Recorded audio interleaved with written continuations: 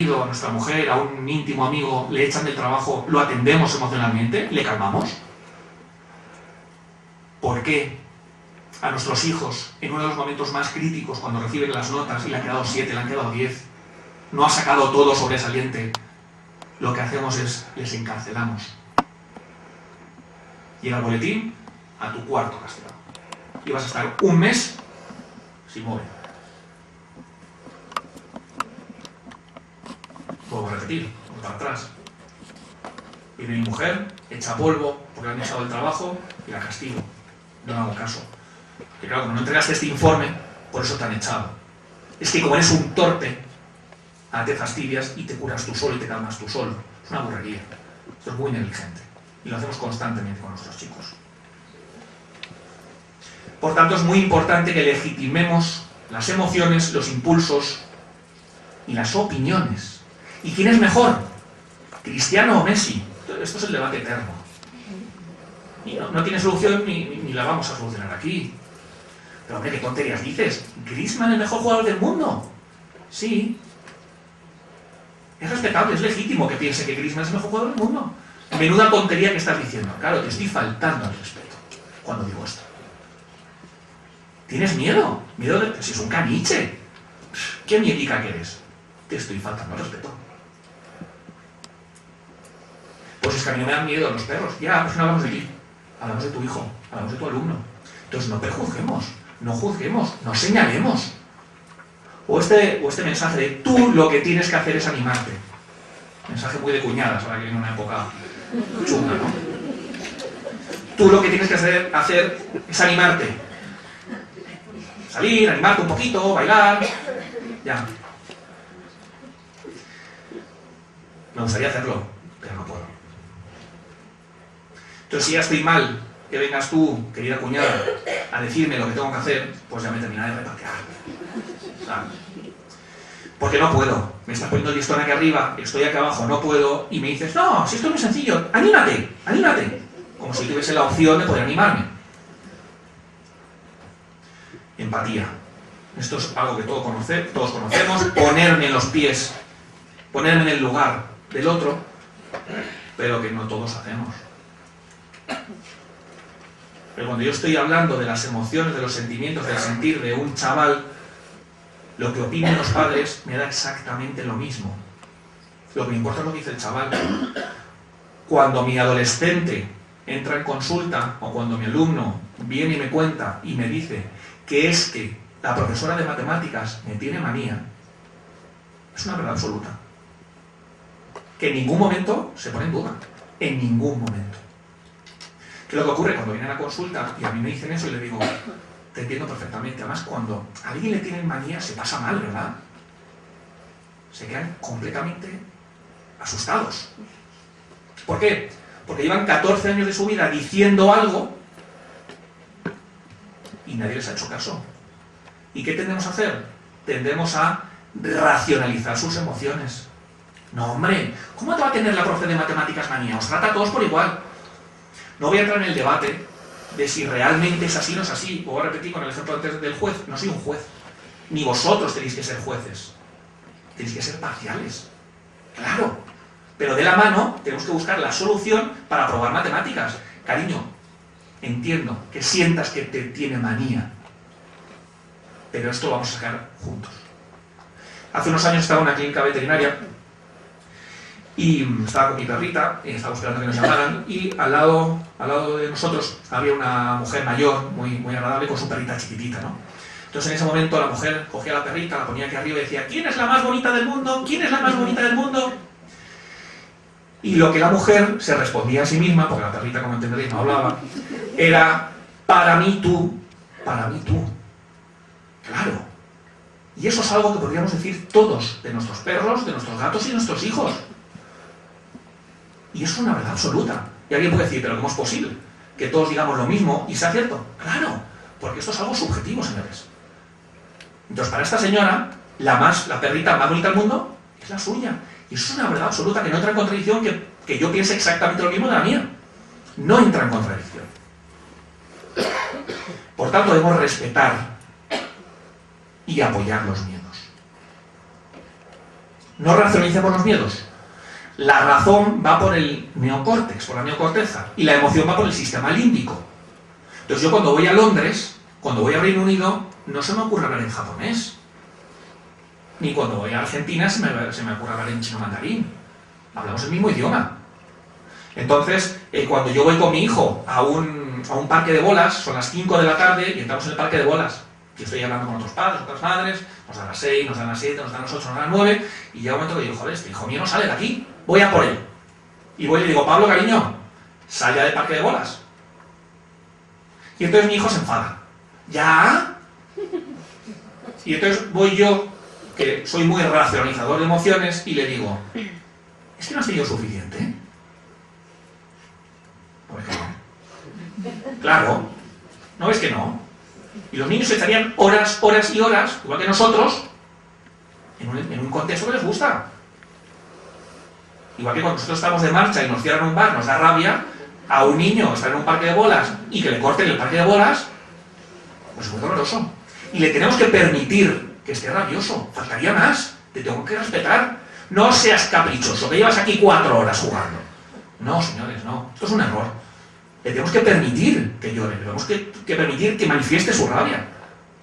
Pero, Pablo, cariño, te entiendo, pero es que son las 9 de la noche, tenemos que ir a buscar a tu hermana que está en casa de la abuela y mañana hay que volver al cole. Ya, pero es que... Te entiendo perfectamente, cariño. Y nos vamos a marchar. Y lo cojo de la mano y me lo llevo. Pero le permito que se enrabiete. ¿Faltaría más?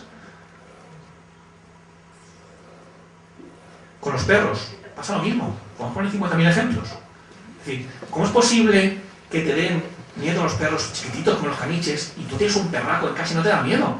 Matemáticamente esto no lo entiendo. Ya, es que no son matemáticas, señores. Es que es mundo emocional. Y esta niña está haciendo tonterías con los perritos. Ay, pero si es una cucaracha de nada. No. El hecho de que a mí no me den miedo las cucarachas no quiere decir que al que tenga al lado pueda dar miedo. Miedo a los aviones. Pero si es el medio de transporte más seguro, chico. Claro.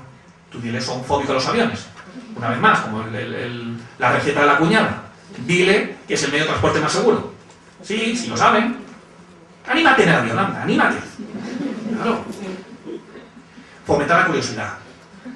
Y cuando vemos escenas como un niño que está mirando por debajo de la falda al maniquí, nos escandalizamos. Lo cual no quita que yo le tenga que decir a mi hijo que eso es una falta de educación. ¿Por qué vivimos? Porque somos sociales, somos seres sociales. Y tengo que decir que eso está mal visto, igual que está mal visto eructar en la mesa. Pero debemos de fomentar la curiosidad. Entiendo, cariño, que quieras ver qué hay ahí debajo, pero es una falta de educación. Por supuesto, esto es muy importante en nuestros chicos con TDAH y en todos nuestros chicos en general. Fomentar la actividad física, una dieta equilibrada y el deporte, ¿no?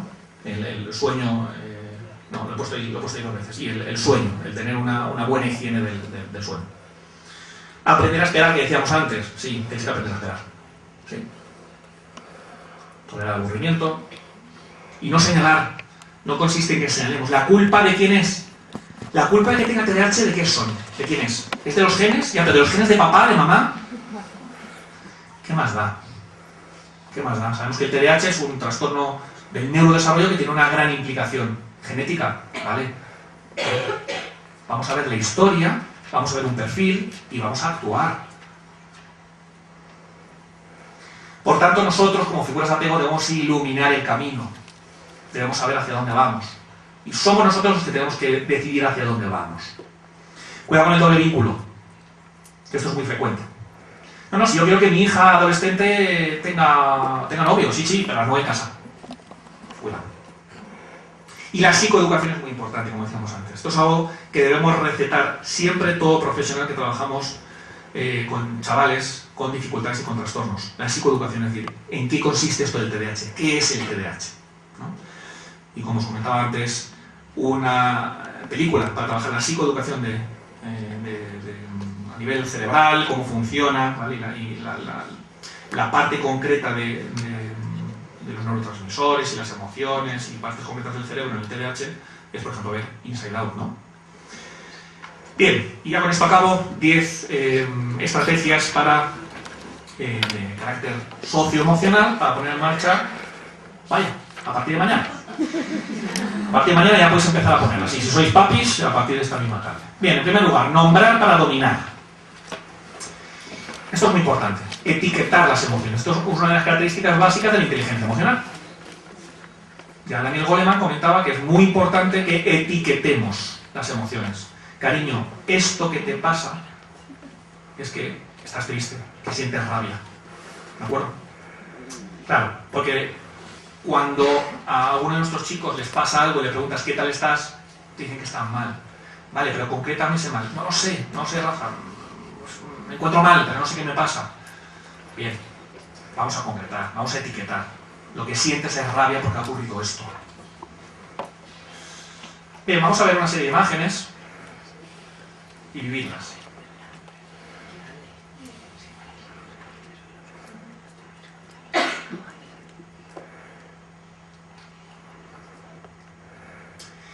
Bien, lo que ha ocurrido en vuestros cerebros es que se ha activado la amígdala. En la amígdala es donde se codifican nuestras emociones y principalmente las negativas y en concreto el miedo.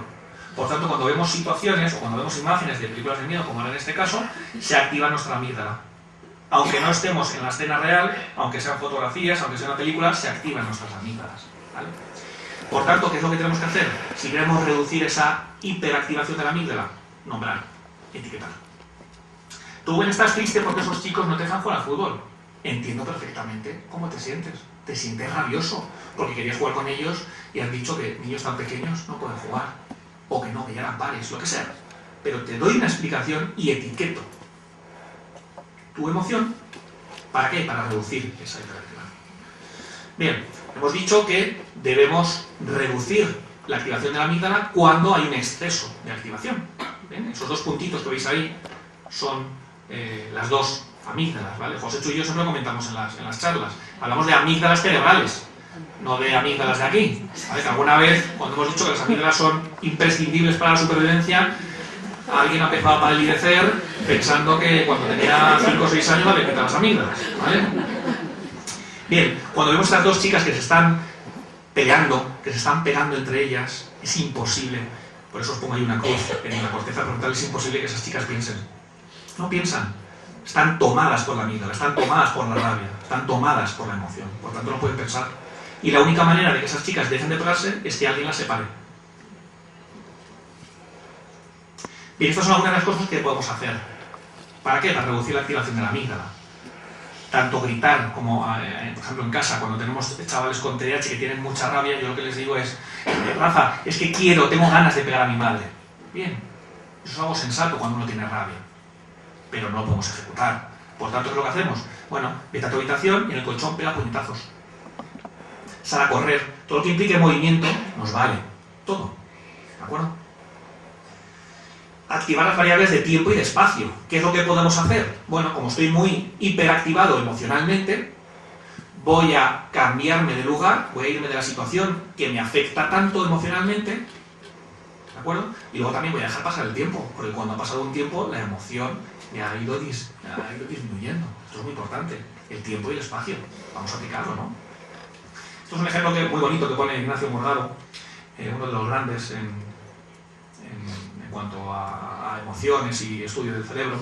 Él comenta en sus charlas que el Titanic en 1912 se hunde en unas casi 4 horas, ¿vale? Como todos sabéis por la película, ¿no? El desembarco del Titanic en los botes se hizo una manera bastante ordenada. Pero 3 años después en Lusitania le ocurrió más o menos lo mismo, un barco de similares características, con casi el mismo número de pasajeros, y eso fue un desastre. ¿La clave cuál es? El tiempo. El Lusitania se hundió en unos 15-20 minutos.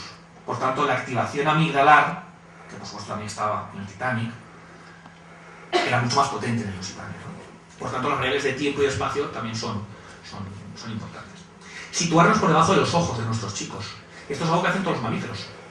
El hecho de que me ponga por debajo, o por lo menos a la misma altura de mi chaval que está sufriendo emocionalmente, hace que esa persona que tengo enfrente no interprete que esto es una situación violenta o estoy en situación de ataque. Todo lo contrario, estoy en disposición de hablar contigo. Es una situación más relajada. Dejar que nuestro hemisferio derecho, que es el emocional, como decíamos al principio de la charla, tome la iniciativa. Fijaos, ¿qué puedo hacer? Decía este papi a su hijo. Y su hijo dice, ya lo estás haciendo. Como vi hace poco en internet este mensaje. Hay abrazos que nos reinician. Un contacto, una caricia, un guiño de ojo, pasar la mano por la espalda.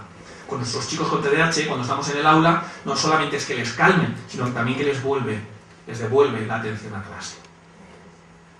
Bueno, os he puesto aquí un dibujo de uno de mis pacientes, que no me da tiempo a explicar, pero sí que os digo que utilizar el dibujo, utilizar los muñecos, utilizar diarios, utilizar un emocionario, leer cuentos sobre educación emocional, como es El monstruo de colores, un excelente cuento para niños chiquititos, esto activa el hemisferio derecho. Y muchas veces lo que yo no puedo poner en palabras, sí que lo puedo escenificar mediante la escritura, sí que lo puedo escenificar mediante un dibujo o mediante una ejemplificación. Cuando viene algún paciente que está muy tomado emocionalmente y no me puede contar lo que ha pasado, le digo, hazme un dibujo. Coge los muñecos que tenemos, como veis aquí, con los que yo trabajo, y simboliza lo que ha ocurrido. Es una manera de poner sobre la mesa lo que me está pasando. Ya lo hemos comentado, critica la conducta todas las veces que quieras, pero jamás a la persona. Hija mía, siempre igual, lo dejas todo para el final, eres más vaga. Has podido cometer un desliz, has podido equivocar, incluso has podido equivocar durante todo un trimestre entero, sí, pero es conducta, no es personalidad. No provoquéis a la lagartija. Con la lagartija me refiero a el complejo reptiliano. Pues en el momento en que vuestro hijo ha hecho algo mal y le castigáis por eso, y vuestro hijo os dice, pues papá, me da igual, o profe, me da exactamente lo mismo, no caigáis en la trampa de decir, pues ahora que te digo, que en vez de una semana sin móvil, ahora 2. Pues me sigue dando igual porque es que no sé cuántos. Pues un mes, y a medida que sigas hablando, voy apuntando más deberes en la pizarra o te voy castigando más tiempo sin móvil. No le provoques a la lagartija. Sois vosotros, somos nosotros los adultos los que tenemos que tener al toro por los cuernos. Hacernos cargo de la situación. Conecta y redirige. Esta es una estrategia cortesía de Daniel Siegel, uno de mis héroes, ¿no? de psiquiatría. Mano de hierro, guante de seda. Es decir, vamos a conectar primero emocionalmente con el niño y después le redirigimos. Cuando yo estoy en el salón tranquilamente con mi mujer, son las 12 de la noche y aparece mi hija muerta de miedo, yo no puedo decirle directamente, vete ahora mismo, aunque solía muy cariñosamente, vete ahora mismo a la cama que es muy tarde. Lo que me hago que hacer es conectar con ella emocionalmente, atender su miedo. No te está tomando el pelo, tiene miedo, atiende su miedo. Y una vez que esté calmada, una vez que bajemos los niveles de hiperactivación amigdalar, ya la redirijo. Mano de hierro en guante de seda. Bien. Antes de aplicar disciplinas tenemos que preguntar por qué. Es decir, si yo veo esta imagen de dos chavales, de dos hermanos pegándose, y soy muy conductista, me voy a limitar solamente a ver lo último, pero tengo que tener en cuenta lo que ha pasado antes. Entonces es muy importante por qué lo ha hecho, cuál es la causa por la cual estos chicos están pegando. En segundo lugar, ¿qué le quiero enseñar a mis hijos? Y en tercer y último lugar, ¿cómo debo hacerlo? Pero no nos quedemos solamente en la conducta, no seamos conductistas. Hace unos meses, en una charla con José Chu, una alumna levantaba la mano y decía, bueno, doy por hecho que el modelo conductista está extinto, ha desaparecido. Desgraciadamente no ha desaparecido. No, seguimos siendo muy conductistas, todos. En el momento en el que los padres lo único que tenemos en cuenta es el boletín de notas, somos muy conductistas. Y en el momento en que solo veo a dos niños pegándose y les pongo un castigo por ello, lo cual no quiere decir que no hay que ponerles un castigo, pero vamos a ver qué ha pasado. Y en último lugar, no preguntéis por qué. Cuando a mí se me rompe el teléfono y voy a la tienda a que me lo arreglen, que el operario de ahí me pregunte, cuéntame qué ha pasado, cuéntame por qué funciona, pues a mí me ganas de decirle, pues tú sabes que eres el experto. Pues con nuestros chicos pasa exactamente lo mismo. Exactamente lo mismo. Entonces yo puedo preguntar qué ha pasado en la habitación cuando yo estaba en la cocina. Sí, la pregunta es descripción. Pero yo voy a ser quien te va a dar la explicación de por qué has hecho esto. ¿Pero por qué has suspendido 7? ¿Pero por qué has empujado a tu hermano por las escaleras? A mí me encantaría, nunca lo he visto, pero me encantaría que alguna vez nuestros niños nos dijeran, y yo qué sé, dímelo tú, que para eso eres mi madre, que para eso eres mi profe, y que para eso eres mi figura de apego. ¿Pero por qué te pones así? Yo qué sé. Dímelo tú, que para eso eres mi padre. Y como siempre digo, el principal riesgo es no hacer nada. Si las cosas van bien, seguimos igual. Pero si algo pasa, hay que ponernos manos a la obra ya. Hace poco me consultaba una familia, en el mes de octubre, con unos claros síntomas de TDAH, que podían ser síntomas de otra cosa, si luego lo dudas, y querían esperar, porque el niño estaba en primero de primaria, y querían esperar que pasara un tiempo. Vamos a ver si la cosa cambia, vamos a ver si madura. Y les decía, ¿pero qué vais a hacer para que madure? No, vamos a ver si el propio desarrollo evolutivo, si el propio niño va madurando. Si todos los domingos cuando voy a la Pedriza con mis colegas, cuando llega el momento del descanso y mis colegas se sacan los bocadillos, la cerveza, las Coca-Colas y las empanadas, y yo digo, joder, otra vez que me he dejado la mochila con mis cosas, si no hago nada para cambiar, el siguiente domingo va a volver a pasar lo mismo. Pues lo mismo ocurre aquí. Es decir, si no pasa nada, seguimos igual. Pero si pasa algo, vamos a coger las riendas. ¿Qué es lo que me dijo esta familia? Ahora vamos a esperar el mes de mayo, a ver si la cosa ha mejorado. Bien, respetable. Pero vamos a perder un curso. Vamos a perder un curso. Bien, estos son algunos recursos que os pongo interesantes. Como hemos comentado, la película de Inside Out, del revés, muy interesante tanto para papis como para niños, para explicar el funcionamiento del cerebro y para explicar educación emocional. No sale ahí, pero ya os he comentado el monstruo de colores, que es un libro para niños de últimos cursos de infantil y primeros cursos de primaria, pero sí que hay una actividad que es muy interesante, que es con los chicos de bachillerato y de secundaria, trabajar ese libro, que es muy sencillo, pero que se lo cuenten a niños pequeños. Y de esa manera no solamente trabajan con sus compañeros menores, sino que también ellos están trabajando. Y parece mentira, pero somos, como dice Goleman, analfabetos emocionales. Entonces, incluso con los de secundaria y bachillerato, que les puede parecer que es un cuento muy infantil, les puede venir francamente bien. Educar en el asombro de Catherine Lecuyer, que es motivar y potenciar el asombro, la incertidumbre, la curiosidad, que hablábamos antes. El cerebro del niño y tormenta cerebral de Daniel Siegel. El primero está dirigido al niño y el de tormenta cerebral está dirigido a adolescentes. Son dos grandes libros. Mi libro que ha comentado antes María, claro, si no lo recomiendo yo y mi madre, pues difícilmente. Y en último lugar, el libro de Paco Mora de Neuroeducación, que bajo mi punto de vista es el mejor libro que existe de neuroeducación. Bueno, ha sido un verdadero placer estar aquí con vosotros. Espero que estas pautas os puedan servir para hacer más felices y más equilibrados emocionalmente a vuestros.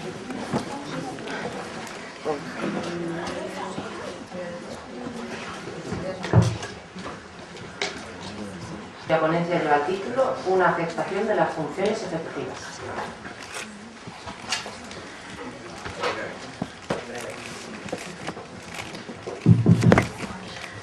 Siéntate, siéntate, no. ¿Sí?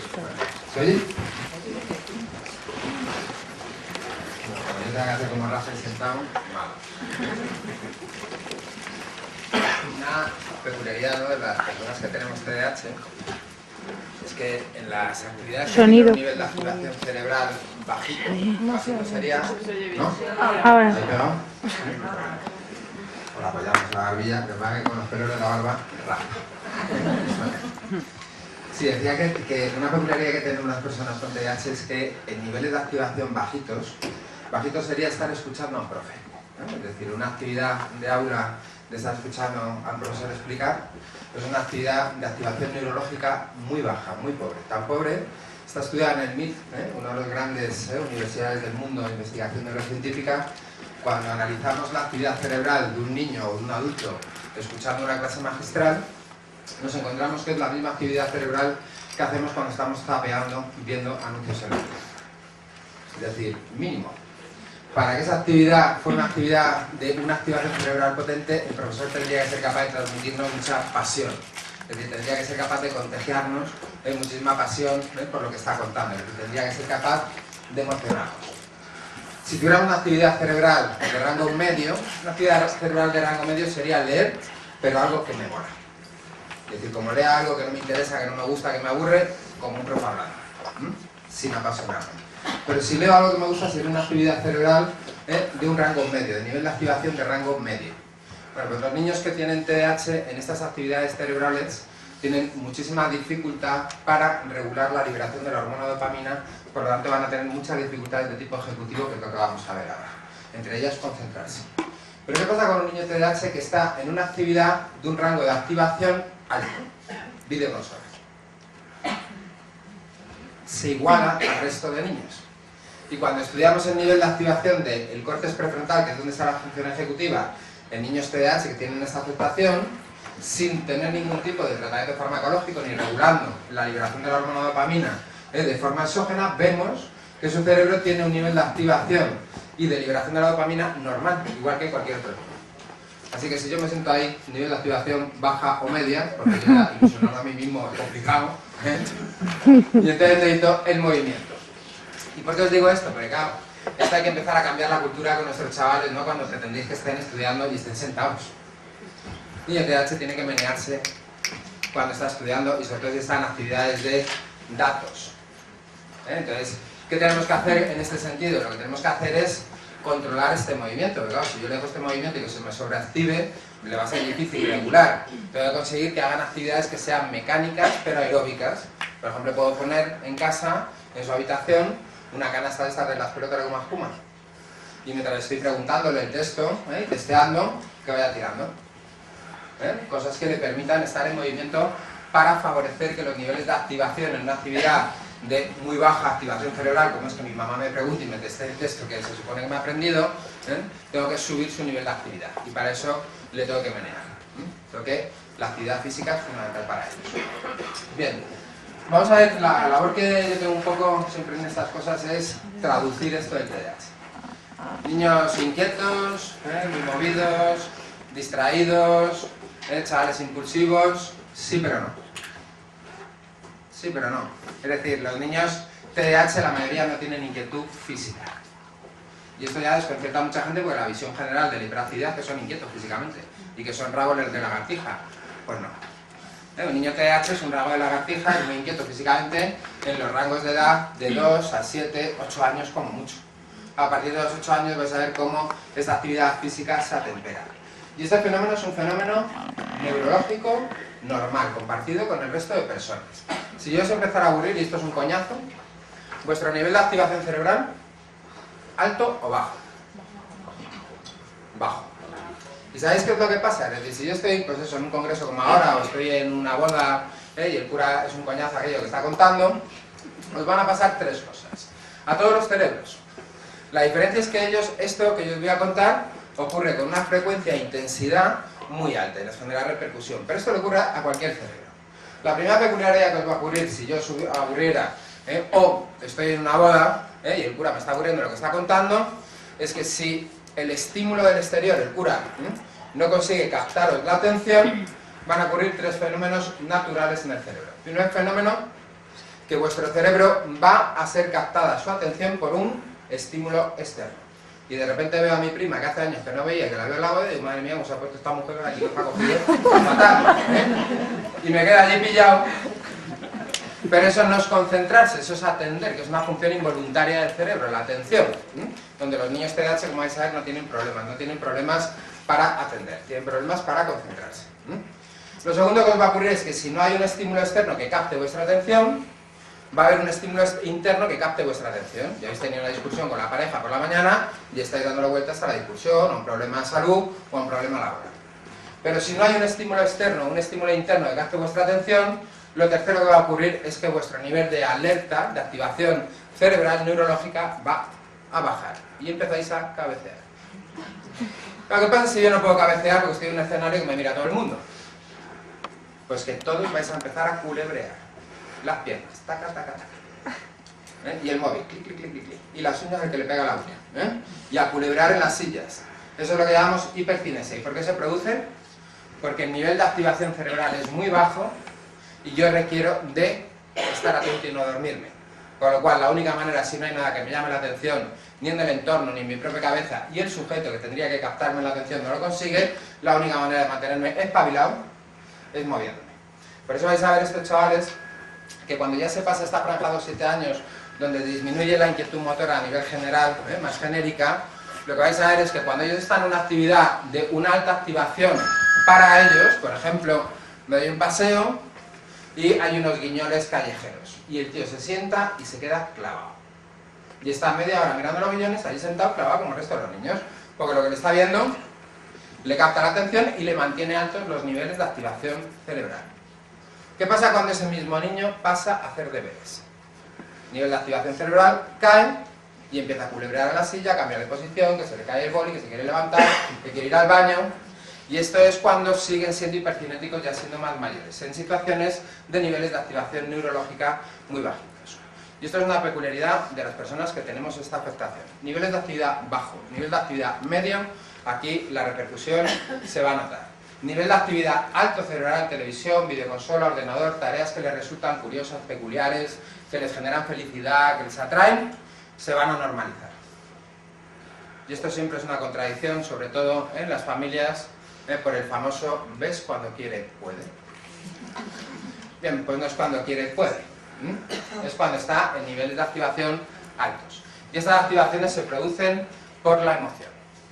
Es el sistema límbico lo que va a activar o desactivar nuestro cerebro. Lo que estaba explicando antes Rafa de las amígdalas. ¿Las veis ahí? Los puntos azules. Estos órganos son peculiares porque, como decía Rafael, son los centros donde almacenamos, son los grandes almacenes del recuerdo de nuestras emociones básicas. Si me veis comiendo gusanos de seda crudos, asco, ¿verdad? Y entonces vuestras amígdalas van a activar el recuerdo de esa emoción.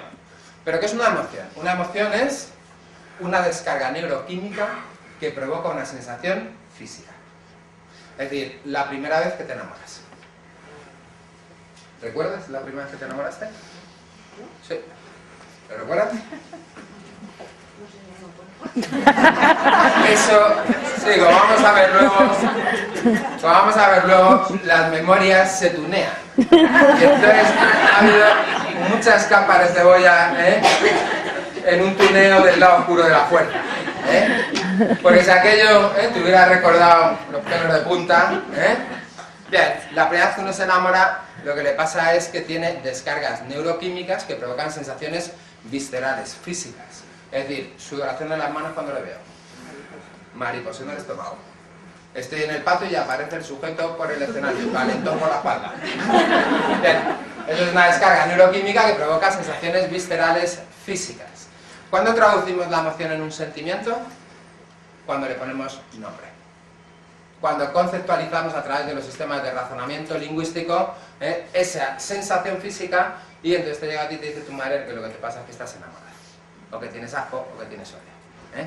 Sí, por eso lo decía Rafael que es muy importante el describir a los niños las emociones. Primero hay que validarlas, es decir, yo respeto que te hayas cabreado, aunque llevo 4 horas en la esta de pelotas.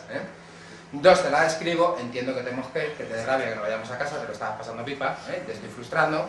Ahora, campeón, te redirijo, pero tío, son las 9 y hay que irse para casa que aquí van a cerrar. ¿Vale? Bien. Otra peculiaridad de las amígdalas es que cuando recibís un estímulo, cualquier tipo de estímulo auditivo, visual, olfativo, lo que sea, lo recibe un órgano que está también en el sistema límbico, que es el tálamo, y activa las amígdalas. Y las amígdalas ponen en marcha los 3 dispositivos básicos del aprendizaje. Y es uno de los motivos por los que los niños con dificultad atencional tienen problemas de aprendizaje. Los 3 grandes dispositivos básicos del aprendizaje en el cerebro son la motivación, la atención y las memorias. Bien, y esos 3 dispositivos se activan gracias al sistema amigdalítico. Hacen el circuito corto que llamamos, que es cuando conectan la memoria a largo plazo y cuando conectan los sistemas de atención involuntaria. Hacen el circuito largo lo llamamos porque la memoria a corto plazo, como vamos a ver ahora, y los sistemas de atención involuntaria están en esta parte del cerebro que es posterior al lóbulo frontal, es la parte desde el occipital, desde atrás, hasta la zona medial del cerebro. Y por ello el circuito corto, porque está cerca de las amígdalas, sí, está próximo, anatómicamente, y el circuito largo es el lóbulo frontal. lejos de las amígdalas, en la otra punta. Por eso llamamos circuito largo, y ahí están las memorias a corto plazo y están la capacidad de concentración, los sistemas de concentración. Mira, tenéis tres tipos de memoria. Una memoria la llamamos intrínsecas. Si dejarais de montar en bicicleta una vez que habéis aprendido y 10 años después vais a Ámsterdam y os ponen una bici, ¿tendríais que poneros a recordar? ¿Y esto cómo se hacía? No, esas son las memorias intrínsecas. Son memorias que tienen mucho coste, almacenar el conocimiento, el aprendizaje ahí, la competencia, la destreza, lectura, escritura, montar en bicicleta, tiene mucho coste, pero una vez aprendido no se olvida, y además no tengo que recuperarlo, no tengo que evocarlo. Bien, en esta memoria los niños TDAH no tienen ningún problema, como cualquier cerebro, porque no tienen afectaciones en esta región del cerebro. Las memorias explícitas que llamamos son las memorias históricas. Las memorias donde vamos almacenando toda la información a lo largo de nuestra vida, y estas memorias serían como un desván donde tenemos las cajas. ¿Aquí hace falta recordar? Yo sé que el recuerdo está en el desván, pero a veces tengo que recordar dónde estaba la caja. Sí, y a veces necesito una ayuda para el recuerdo. Es decir, que no me acordaba del coche que tenía. ¿Cómo era el coche aquel que tenía papá cuando íbamos al pueblo? Pero veo una fotografía y digo, un 5200, ya me acuerdo. ¿Lo entendéis? O vamos en el tren y vas con tu pareja y dices, oye, ¿cómo se llamaba aquel sitio donde estuvimos? Y no te viene, ¿verdad? Y 2 días después, a la vuelta del fin de semana, dices, eureka, ya me acuerdo. Bueno, pues el cerebro ha estado todo el fin de semana rebuscando en el desván. Y de repente emite el recuerdo. Aquí tampoco tienen problemas los niños TDAH, y esto les va a llamar la atención, se acuerdan de cosas peregrinas, de su cumpleaños de hace 3 años, eso no va a haber problema. El problema de un niño TDAH lo tienen en las memorias a corto plazo, que están en el lóbulo frontal, y son memorias online. Es las memorias cuando decimos que se me va la pinza. Es decir, estoy desayunando por la mañana, ahí va, que no se me olvide coger no sé qué para llevármelo. Pero como no lo hago en el momento y hago otras cosas, se me desactiva. Estoy lavándome los dientes, que no se me olvide. Como no lo hago en el momento, se desactiva. Y me lo he recordado varias veces en la secuencia de mañana, y al final estoy en el coche llegando al trabajo, me cago en 10. Estas son las memorias que les fallan a los niños TDAH. No las intrínsecas, como cualquier otro niño, no las explícitas, tendrán tanto dificultad, o tanto igual que los demás, ¿no? En recordar, en evocar, pero la dificultad de un TDAH es en la memoria a corto plazo. Bueno, pues estas memorias están aquí. ¿Veis estos cuernitos de color verde? ¿Sabéis lo que es? Esto es el hipocampo. Son uno de los grandes centros de la memoria a largo plazo. Y es curioso porque aquí se produce el fenómeno de nuestros chavales, que ellos sí que tunean. Pero tuneamos todos, me explico. ¿Nos vamos, cómo te llamas? Sí, Conchi. Nos vamos Conchi y yo por ahí, que somos pareja y nos vamos de viaje. Y estamos de viaje, nos hemos ido a Marruecos de viaje, y volvemos de viaje. Y Conchi con las compañeras de trabajo queda para tomar un café y evocas el recuerdo del viaje. ¿Evocas recuerdos de los olores? Pues porque Marruecos es peculiar a nivel de olores. ¿Evocas recuerdos visuales de paisajes que no habías visto nunca si estaba en el desierto de Mersuga? ¿Evocas el recuerdo emocional? Hemos pasado un fin de semana a Toledo. Bien. Oye, pero ¿tú crees que modificas tus recuerdos? ¿Te habéis dado cuenta que cuando contáis vuestras vacaciones exageráis? Y cuando aquello fue del 1 al 10, me voy al 20. Estás tuneando. Cuando vuelves a guardar el recuerdo, es decir, esa información la modifican tus neuronas donde estaba ese recuerdo. Lo vuelves a guardar. Cuando vuelves a evocar el recuerdo, es como Mr. Potato. ¿Os acordáis de Mr. Potato? Lo saco tuneado. Bien, pero 3 meses después sale el tema de las vacaciones con otras amigas y hemos tenido tú y yo una enganchona por la mañana. Cambia el tuneo. Tunear diferente. Bien, y esto se produce a lo largo de meses, se produce varias veces porque ella cuenta su recuerdo de las vacaciones varias veces, metiendo, incorporando elementos, exagerándolos, olvidando cosas, y eso es lo que va guardando en las memorias. Bien, un año después estamos tú y yo con amigos en una cena y salen las vacaciones de Marruecos. Y esto es una cosa de hombres y mujeres muy habitual, que yo lo oigo contar la vacación y digo, joder, qué memoria tiene, yo no me acuerdo de nada de eso. Y la otra hacemos que dice, ¿qué era nuestro aniversario? ¿No te acuerdas nunca de nada? Digo, bueno, que sepas que tu recuerdo es mucho más rico que el mío y además está mucho más consolidado, porque una cosa que sabemos para el afianzamiento de la información en la memoria a largo plazo es que tengo que evocar sistemáticamente el recuerdo a lo largo del tiempo. El mío es más próximo a la realidad, porque lo he contado menos veces o ninguna, pero mucho menos enriquecido y menos consolidado, mucho más pobre. ¿Por qué digo esto? Por el fenómeno de fabulación de nuestros niños, que lo confundimos con que sean mentirosos. ¿Mienten los TDAH? Sí, luego vemos por qué. Pero fabulan, como cualquiera. Estáis tomando un café aquí en el Gran Hotel y entra Geoff Clooney. Y fabulo. Ahora no se me ocurre ir al curro y contar mi fabulación. El niño TDAH sí. El niño TDAH está en un campamento y un chaval del campamento le comenta que compite en CAC. Y eso le mola.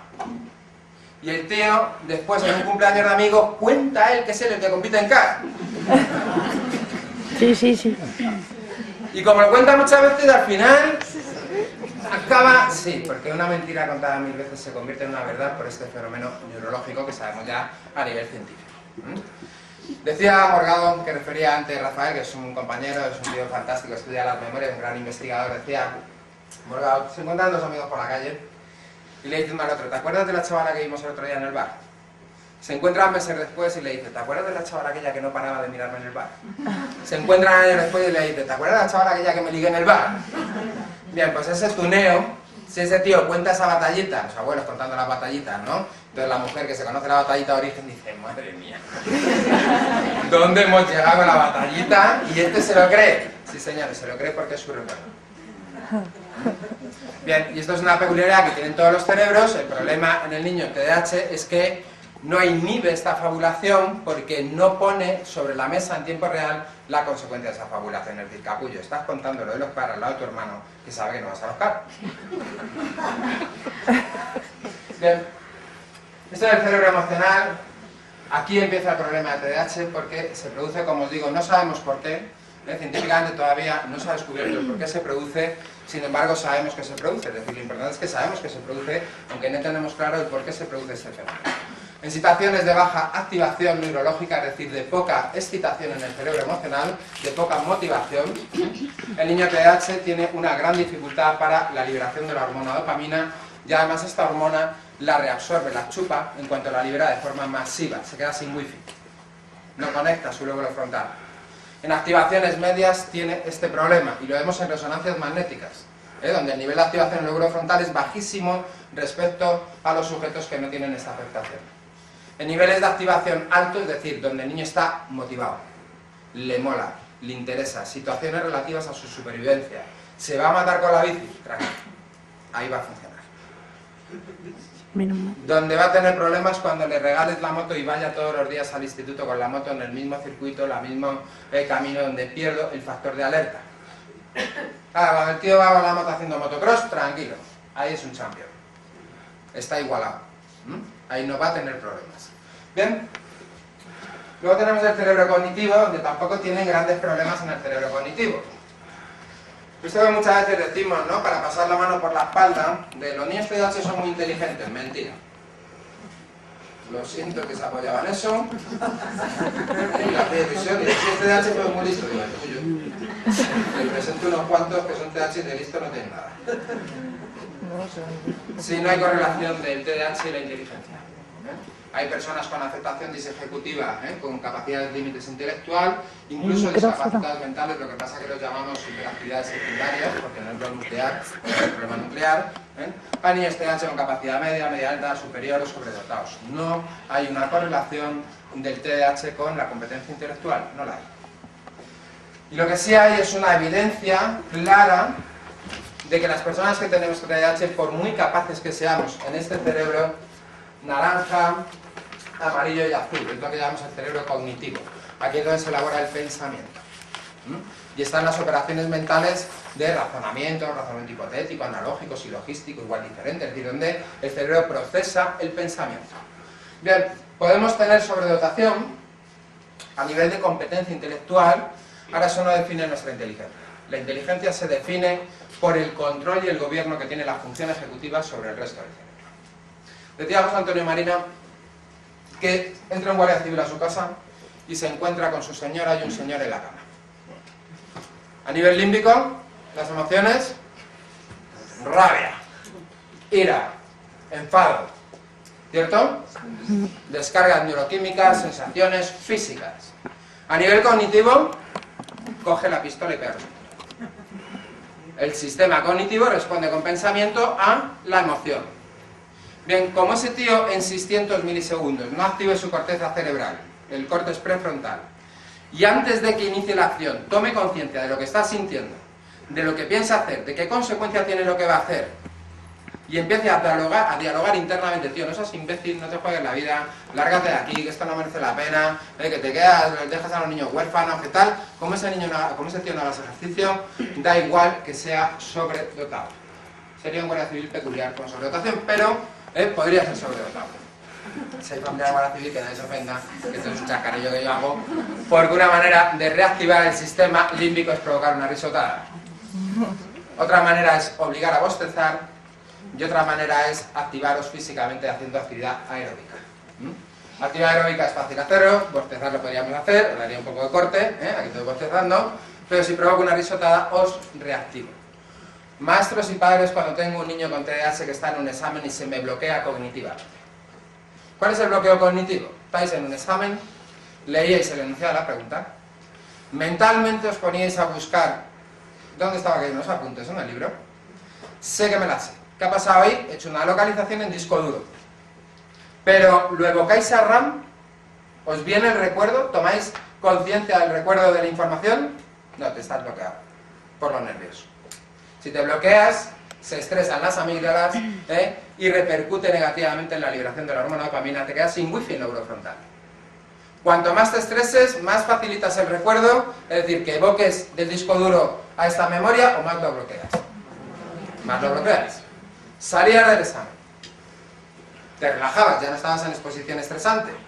¿Qué pasaba? Ahí va. Os relajáis, se activa el sistema de las amígdalas, empieza a liberar dopamina y llega la wifi y te manda a la caja del desván, te la manda a la cocina, que es donde estabas, a la memoria operativa, a la memoria online. Maestros y padres, cuando tengo un niño bloqueado, si yo le digo, quedan 20 minutos, date prisita, divino. Y las amígdalas, si le pego un manotazo sobre la mesa, vamos, divino. Bien, la única manera de resetear el sistema es, te provoco una risotada, en un examen no puedo, pero como padre sí puedo tener recursos preparados para la risotada cuando estoy trabajando con ellos en casa. Tenéis un montón de gilipolleces en YouTube. Y cuando le veo bloqueado, parón, YouTube, me pongo a Rubius, 5 minutos, y que se partan. Sí señores, os parece una tontería, pero lo que buscamos son recursos que acompañen al funcionamiento natural de un cerebro. Eso se llama utilizar la metodología. Cuando yo conozco cómo es el funcionamiento natural de un cerebro, puedo seleccionar aquellos recursos que me favorecen ese funcionamiento natural. 2, actividad aeróbica. Venga, levántate, salta la pata coja, salta con la otra pata, venga, no sé qué, no sé cuántos. Tiene 16 años y tiene que saltar la pata coja tu madre. Con lo cual no me valdría el mismo recurso que si tiene 9. 3, bosteza.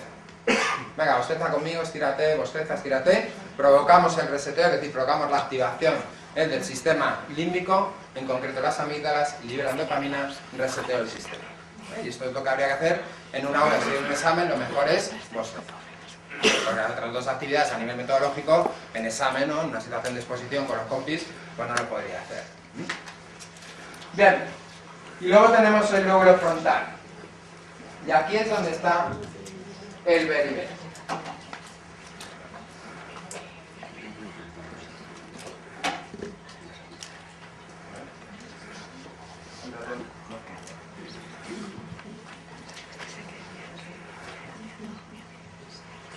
Bueno, ¿quién os ponéis el despertador por la mañana? 15, 10, 5 minutos antes de levantaros. ¿Para quién hace este ejercicio maravilloso por la mañana? De 15, 10, 5. Y algún cobarde que no lo hace. Si esto lo hacéis como hacen los montañeros, como un ejercicio de aclimatación. De aclimatación límbica. El cerebro límbico es un cerebro inconsciente e involuntario. Las acciones de la activación del sistema son inconscientes e involuntarias. No tenéis control sobre lo que hace, ni conciencia de cómo lo está haciendo, ni cuándo lo hace. Descarga químicamente y os provoca la sensación física. Suena el despertador por la mañana y hay que ir a currar. Y un día de perros. Y he dormido fatal. El límbico automáticamente pone en marcha el cognitivo, el sistema de pensamiento, elabora pensamiento respondiendo al estímulo. Y empieza el pensamiento que en la mayoría de las ocasiones no es racional. Venga, pues no me ducho, no desayuno, no me tomar... Claro. Sí, el autoengaño. Todos los... Sí, lo que quiero que entendáis es que el problema del niño hiperactivo es que no gobierna estas acciones naturales del cerebro. Son acciones naturales en todos los cerebros, la diferencia es que vosotros lo gobernáis. ¿Por qué? Porque en milisegundos, 600 milisegundos en concreto como máximo, se activa la corteza prefrontal, esta región, y empieza a tomar conciencia, es la región del cerebro donde tomamos conciencia de lo que sientes, lo que piensas, lo que vas a hacer y la consecuencia que tiene lo que vas a hacer.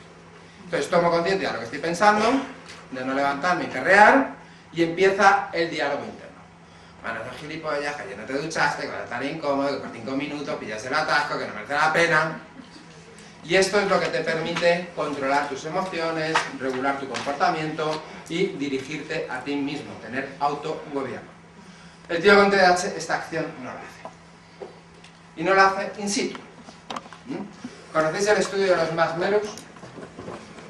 Pues uno de los estudios en psicología más relevantes por su sencillez y por el impacto de sus resultados. El estudio lo conocéis, aunque no sabéis que lo conocéis. Ahora ya veréis cómo vais a encontrar en la caja, en el desván. En este estudio se les ponía a los niños un caramelo americano, que son los marshmallows, que son como una nube de las aquí españolas, estas, las nubes de gominola. Y entonces les ponían una nube a niños de 4 a 6 años, que es la etapa del desarrollo donde se está conectando la carretera de neuronas que conecta el sistema límbico con el lóbulo frontal. Con lo cual ahí ya los niños pueden empezar a dialogar de forma consciente con lo que sienten, lo que piensan, lo que va a pasar, la consecuencia, etc. Les ponían el marshmallows y les decían, si aguantas sin comerte el marshmallows, cuando yo entre te doy una bolsa de marshmallows. Y entonces veías que muchos de estos niños ya tenían bien conectada esta región y les veías ahí conteniendo. ¿Qué pasaba en su contención? Sistema inhibitorio, sistema de la función ejecutiva. Lo que estaba diciendo su cerebro es, campeón, aguanta, que como te lo comas te quedas en la bolsa. Y era capaz de demorar la recompensa en el tiempo. ¿Os parece relevante que el ser humano sea capaz de demorar la recompensa en el tiempo y hacer los esfuerzos que sean necesarios, tolerar la frustración, inhibirme, aguantarme? Sí, es tremendamente relevante, si no, no habría relaciones de pareja, yo lo digo yo. Mandarían a hacer puñetas al jefe y a la vecina cada 2 por 3. Es fundamental. Bien, ¿qué pasaba allí con otros niños que eran más inmaduros en esta región? Les veías trincar el marshmallows. Y a algunos se lo metían en la boca. Y al cabo de unos segundos hacían ¡tras! Y miraban a ver si les habían trincado. ¿Qué había pasado? Que en el momento que habían visto el marshmallows otra vez, el límbico ha dicho, marshmallows, el cognitivo, zámpatelo, el ejecutivo no había dicho, tío, recuerda que te quedas sin la bolsa de marshmallows como te lo zampes, pero cuando ya lo tenían en la boca y se había bajado el nivel de activación, de excitación, empezaba la corteza a relajarse de, oye, tío, la pumba. Y veías a los niños que hincaban el marshmallows y se zarpaban. Y allí están relajados. Bueno, pues este investigador estuvo supervisando a estos chavales, eran un huevo de críos, estuvo supervisándolo durante 32 años, es decir, lo que se llama un estudio longitudinal, a lo largo del desarrollo. Los chavales que se comieron el marshmallows, el 70% no llegó a la universidad. El 54% de los niños que se comieron el marshmallows tenían trastorno por consumo de sustancias, de drogas, eran drogadictos en vida. La probabilidad estadística de tener accidentes de tráfico era 500% por encima de los que no se comieron el marshmallows. Relaciones de pareja, trabajos precarios, cuidado de su higiene, su salud. Bueno, pues los niños que se comieron el marshmallows eran niños con afectaciones, diferentes afectaciones de tipo ejecutivo, entre ellos había hiperactivos. No todas las personas que tienen afectación ejecutiva son hiperactivos. Todos los hiperactivos tienen afectación ejecutiva. Pero claro, los bipolares, esquizofrénicos, niños que han tenido un nacimiento en gran prematuridad, que nacen por debajo de 900 gramos, niños de hipoestimulación, como las adopciones internacionales con hipoestimulación durante los primeros años de vida, todas esas personas tienen afectación disejecutiva. Y van a tener sintomatología TDAH secundaria a su afectación. Es decir, que eso es importante entender que no son solo los hiperactivos los disejecutivos. Todos los que estáis aquí sois disejecutivos estacionales. Cuando estáis borrachos, cuando estáis bajo el efecto de una rabieta, todos disejecutivos. Cuando habéis dormido significativamente mal, cuando tenéis depresión, cuando tenéis ansiedad, cuando tenéis estrés. Y se altera la liberación de la hormona dopamina. Y entráis en afectación disejecutiva estacional, no crónica como tiene un niño con trastorno del neurodesarrollo. Bien, cuando el estudio se replica con resonancias magnéticas, actualmente se descubren algunos errores del estudio, se modifican, pero los resultados básicos vuelven a coincidir con lo que vemos en los estudios con población hiperactiva sin tratar. 54% tienen trastorno por consumo de sustancias en vida adulta, de aquellos hiperactivos que no tienen tratamiento. Es curioso porque el 18% de la población mundial en Occidente tiene trastorno por consumo de sustancias. En algún nivel. El 18, estamos tela. Bueno, pues los niños hiperactivos tratados en etapa infanto-juvenil, el 9% tiene trastorno por consumo de sustancias. Por debajo de la tasa de los sujetos no afectados. Ahora, sin tratamiento, te vas al 54% de probabilidad que desarrollen trastorno por consumo. El 70% de los niños TDAH no llegaban, sin tratamiento, no llegan a la formación universitaria.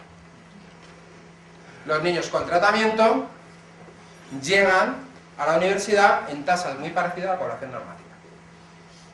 En Estados Unidos tienen prohibido el aprender a conducir a los 16 años. Un TDAH diagnosticado puede sacarse el carnet de conducir en Estados Unidos a los 21, porque sigue habiendo una prevalencia del 500% de probabilidad estadística. Los chicos que me estáis viendo me vais a coger manía. Bueno, cuando digas, quiero la moto, y si tu padre y tu madre me oyen, no va a pillar la moto. Para motocross en el campo, sí. Para ir a listing, no. Luego me odias. ¿Este de qué va? ¿Qué sabrá él? Vale, sí, pero la incidencia es altísima, por diferentes razones de tipo ejecutivo. Vale, ¿qué problemas tenemos a nivel ejecutivo? ¿Qué es esto de la función ejecutiva? La función ejecutiva es un sistema que se localiza en el córtex prefrontal. ¿Habéis oído la expresión no tiene dos dedos de frente? Bien, pues se localiza aquí. Y entonces, todos los mamíferos tienen esta región cerebral, solo el Homo sapiens sapiens tiene función ejecutiva dentro de esta región cerebral. Es un tema específico de los seres humanos. Con el lenguaje y la función ejecutiva nos definen como especie a nivel de evolución cerebral de nuestro córtex. Lo primero que nos va a llamar la atención es su memoria online, su memoria a corto plazo. Se acuerdan de lo que quieren y de lo que nos interesa se olvidan. Sí, exactamente, es así. ¿Pero porque quieren? No, porque es una peculiaridad de todos los cerebros, pero en estos cerebros específicamente. Me explico.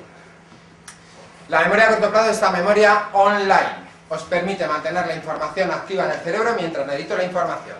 ¿Cuántas veces os ocurre ir al cuarto de baño a por algo y llego al cuarto de baño y que venía un flash? Tú estabas en el salón, tu sistema límbico te ha dicho, te ha recordado, está el disco duro, oye, te coge no sé qué, que te deja el móvil enchufado en el cuarto de baño, el cognitivo dice, vete al baño, y cuando vas andando al baño, sin tú poderlo evitar, te has puesto a pensar en no sé qué movida del trabajo. Y cuando llego al baño, no tengo el archivo online de que iba por el móvil, ¿y qué me va a buscar? ¿Os pasa? Que no se me olvide coger no sé qué, y no lo hago. Que no se me olvide coger no sé qué, y no lo hago. Que no se me olvide, no lo hago. Y al final me voy y se me olvida. ¿Pasa? Bien, bienvenidos al mundo TDAH. Claro, pero esto es muy peculiar, porque si a un niño TDAH le digo que le voy a comprar el iPhone 7, no se lo olvida. Qué cabrón.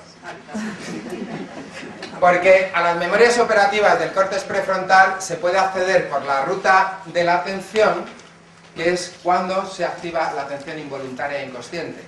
Cuando la tarea que hago me motiva, cuando la tarea o el estímulo me resulta curioso, cuando está en juego mi supervivencia o cuando me divierto. Y entonces ya no se activa la concentración, se activa la atención. Y entonces abro el canal de entrada de estas memorias por la atención. Y ya no falla. En el momento que la información me motiva o me ilusiona, pasa a disco duro. Ya no se olvida. Y entonces va a ser coñazo y obsesivo. Pues hecho, es que es obsesivo. Es un coñazo, macho, como quiere algo. Sí, y eso es por el fenómeno de impulsividad. El fenómeno de impulsividad no es que vayan acelerados en el cerebro, como la gente piensa, es que va acelerado. es todo lo contrario. Las personas que tenemos hiperactividad, nuestro problema es que la velocidad a la que llega la hormona dopamina al córtex prefrontal supera los 600 milisegundos. Con lo cual el córtex prefrontal no recibe la información a tiempo. ¿Y esto qué implica?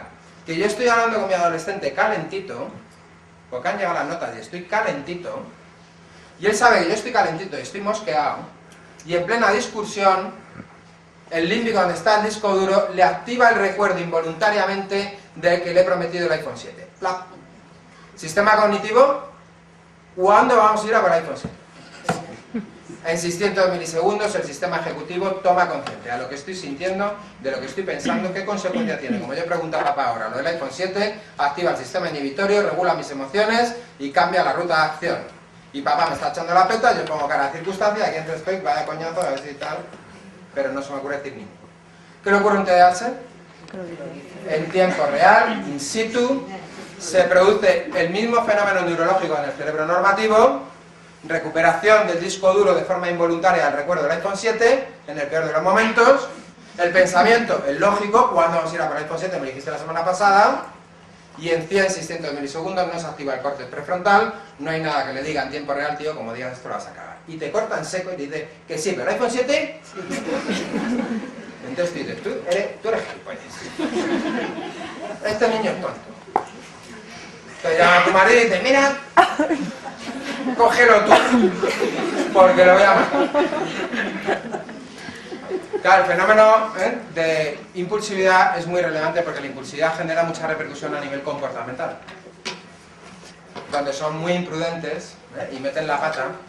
Pero claro, a nivel de aprendizaje, estela marinera, las grandes operaciones mentales que nos permiten el aprendizaje de cosas que son de alto nivel, requieren de la inhibición. Vamos a hacer una tarea muy sencilla que yo hago siempre de la prueba de comprensión lectora del PROLEG para niños menores de 16 años. Tira, no te voy a coger a ti, te voy a liberar. ¿Ese es tu padre? No. ¿Esa es tu madre? A tu madre.